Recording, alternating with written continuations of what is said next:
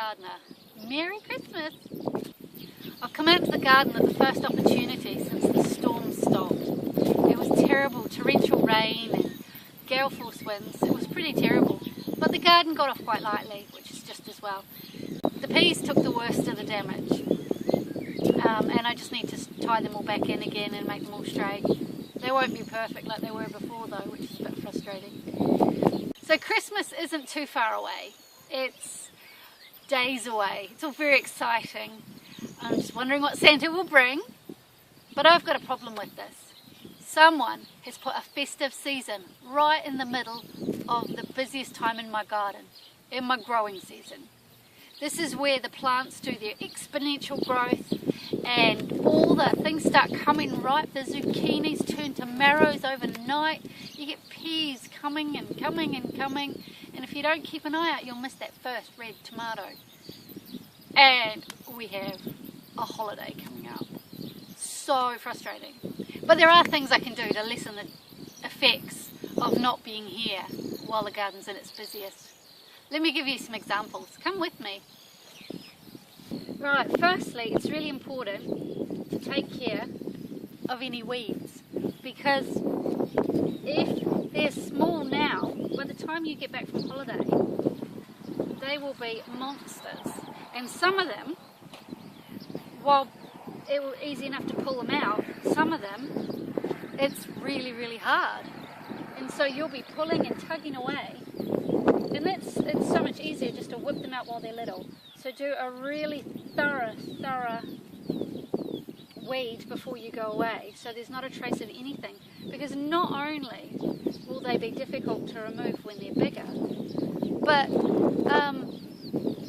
they could go to seed. They could flower and go to seed and complete their life cycle in the time you're away. And you don't really want that, because then you're going to have thousands more weeds, and you just don't want weed seeds in your garden. So just take care of them and pull them out, so that when you come back you don't have monsters to worry about.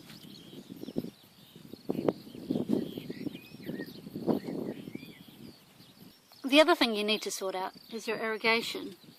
Now I've got soaker hoses underneath the things that don't like getting their leaves wet, the tomatoes, the cucumbers, the melons. What else doesn't like getting its wet? Potatoes, zucchinis, squash. They really don't like getting their leaves wet, and if they do, you're just likely to introduce powdery mildew, or even worse, blight. Oh, don't want that. So I've got a soaker system under all of those, and the ones that don't mind getting their leaves wet, I've got sprinklers. And so now pretty much all my beds are set up in some way, shape or other with an irrigation network for what suits them. And then all I have to do is hook them up and turn them on. So I'm hoping to have this connected to a timer before the holiday season really does kick off. Last year I had a friend come and she just watered all the beds. And she had a pretty complicated schedule. It was water this on this day and water that on that day, and she wasn't really a gardener, so I had to explain to her what each crop was, because she wouldn't have been able to identify it just looking at it. But I was so grateful for her for having done that.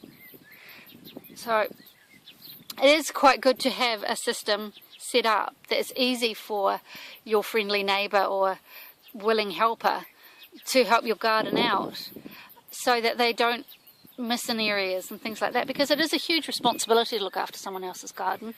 And if you look at mine, I mean, yeah, it's quite a lot to keep watered and on top of things during the busyness of the festive season.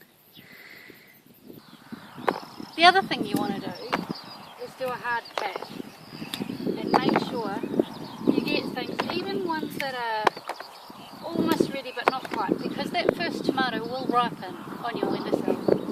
But the thing is, plants really are in the mind, they want to set seed.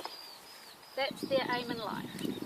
And if you leave a pea hanging on the vine, the plant will think, I've done it, I've done my job, and he will stop the more you pick, the more you get, because they will just keep trying.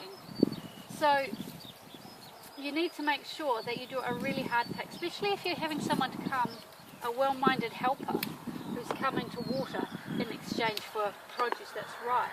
Now they're more likely to take things that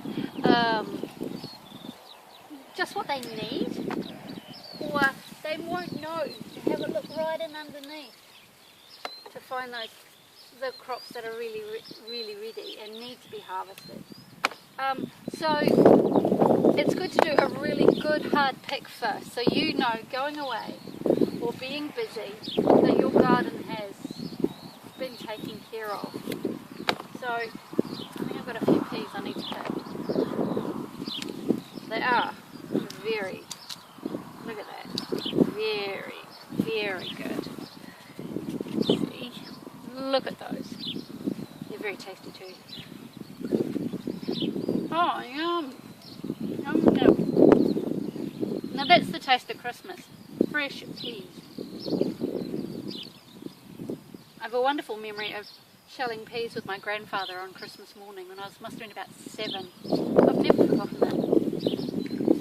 Strangely enough, my boys don't really want to repeat that on Christmas morning because they're more interested in playing with their toys. One day I'll have them shelling peas with me.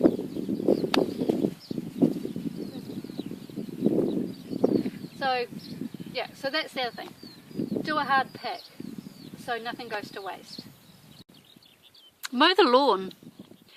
The grass is also determined on setting seed, and if you let it grow long while you're too busy or away, then what will happen is the seeds will get blown into your garden and you'll have to do more weeding. So mow your lawn. Now's a good time to look for pest and disease as well, because it's better to stop it in its tracks while it's small than come back from the busyness to find everything's been taken over.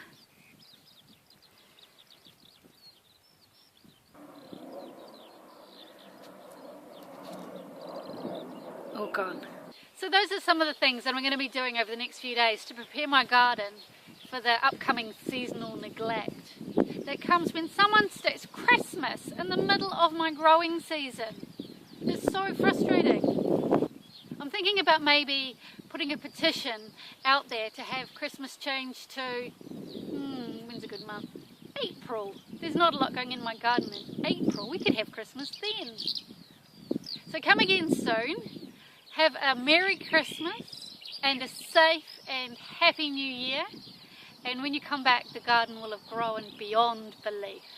Let's hope we just don't have any more storms. Bring on the summer weather. And thanks for watching.